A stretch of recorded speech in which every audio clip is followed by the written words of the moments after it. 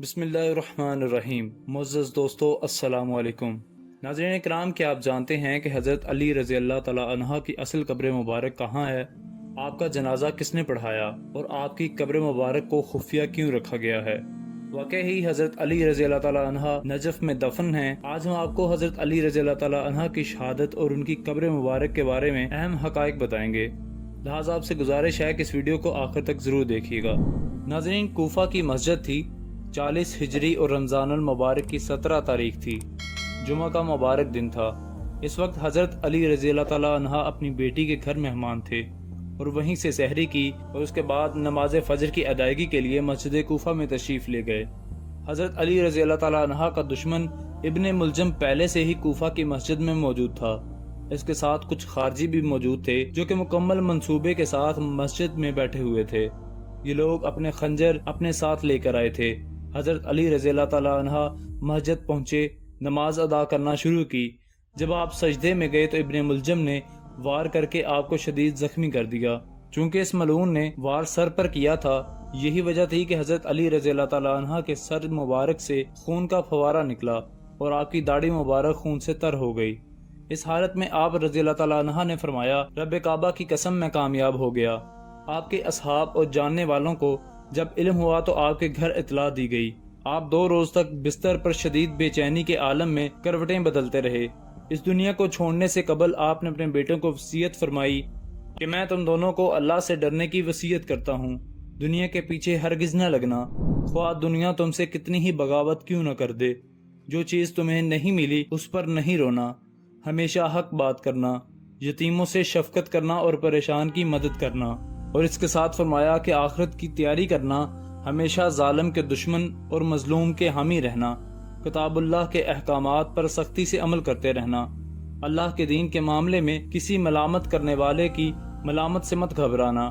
اور تیسرے بیٹے محمد بن حنیفہ سے فرمایا، میں نے تمہارے بھائیوں کو جو نصیحت کی ہے کیا تم نے بھی محفوظ کر لی ہے؟ میں تمہیں بھی وہی نصیحت کرتا ہوں جو تمہارے بھائیوں کو کی ہے۔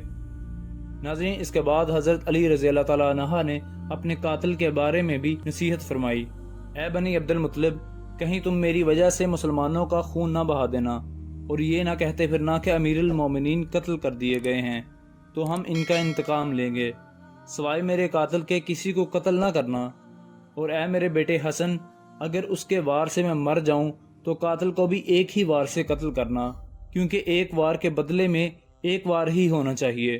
حضرت علی کرم اللہ وجہہ کی شہادت کے بعد حضرت امام حسن رضی اللہ تعالیٰ عنہ نے ابن ملجم کو طلب کیا اور چند سوالات کے بعد اسے قتل کر دیا۔ روایات میں آتا ہے کہ حضرت امام حسن نے حضرت علی رضی اللہ تعالیٰ عنہ کا جنازہ پڑھایا اور انہیں کوفہ کی جامع مسجد کے نزدیک کھلی جگہ پر نماز فجر کے بعد دفن کر دیا گیا۔ اسی طرح دوسری روایت میں آتا ہے کہ حضرت علی رضی اللہ تعالیٰ عنہ کو کوفہ میں قصر عمارت کے قریب جامع مسجد کے پاس رات کو دفن کیا گیا۔ ان کی قبر کا مقام عام لوگوں کو بالکل معلوم نہیں۔ ایک روایت میں آتا ہے کہ ان کے صاحبزادے حضرت حسن رضی اللہ تعالیٰ عنہ نے حضرت علی کے جسد خاکی کو مدینہ منتقل کر دیا تھا، جبکہ کچھ علماء کرام یہ بھی بیان کرتے ہیں کہ کوفہ سے باہر نجف میں مشہد کے نام سے ایک مشہور جگہ تھی، وہیں حضرت علی رضی اللہ تعالیٰ عنہ کی قبر مبارک ہے۔ البتہ بعض اہل علم نے اس بات کا انکار کیا ہے۔ شیخ الاسلام امام ابن تیمیہ رحمۃ اللہ علیہ فرماتے ہیں کہ نجف سے مشہد کے نام سے جو مقام ہے، اہل علم اس بات پر متفق ہیں کہ وہ حضرت علی رضی اللہ تعالیٰ عنہ کی قبر مبارک کا مقام نہیں ہے، بلکہ وہ مغیرہ بن شعبہ رضی اللہ تعالیٰ عنہ کی قبر مبارک ہے۔ ناظرین، ایک اور روایت میں آتا ہے کہ حضرت امام حسن رضی اللہ تعالیٰ عنہ نے نماز جنازہ پڑھائی اور رست و ہدایت کے اس آفتاب کو کوفہ کے عزا نامی قبرستان میں سپرد خاک کیا گیا، جبکہ شیعہ حضرات کا ماننا یہ ہے کہ حضرت امام جعفر صادق علیہ السلام کے دور میں بنی امیہ کی قدرت زوال کا شکار ہو چکی تھی، لہٰذا قبر کے مخفی رکھنے کا جواز ختم ہو چکا تھا، اور اس وجہ سے تدریجی طور پر آپ کی قبر کا مقام لوگوں پر اشکار ہوتا چلا گیا۔ چنانچہ صفوان سے روایت نکلی ہے کہ انہوں نے امام صادق علیہ السلام سے اجازت طلب کی کہ وہ کوفہ کے شیعوں کو اس بارے میں آگاہ کر دیں، تو امام صادق علیہ السلام نے انہیں مثبت جواب دیا اور انہیں قبر کی مرمت کے لیے کچھ رقم بھی عطا فرمائی۔ حضرت علی رضی اللہ تعالیٰ عنہ کی جائے مرکز کو عام لوگوں سے مخفی رکھنے کا سبب یہی معلوم ہوتا ہے کہ خارجی آپ کے وجود مقدس کو चुरा ना लें और फिर बेहुरमती की कोशिश ना करें। हज़रत अली रज़ी अल्लाह तआला अन्हा इमाम अली और अमीरुल मोमिनीन के नाम से मशहूर हुए। आप सहाबी, रावी, कातिब वही और रसूलुल्लाह सल्लल्लाहु अलैहि वसल्लम के चचेज़ाद भाई और आप सल्लल्लाहु अलैहि वसल्लम के दामाद भी हैं और हज़रत फ़ातिमा ज़हरा अलैहिस्सलाम के शोहर भी। हज़रत अबू तालिब आपके वालिद और फ़ातिमा बिनते असद वालदा हैं। अक्सर सुन्नी मुअर्रिखीन के मुताबिक आपकी वलादत काबतुल्लाह के अंदर हुई।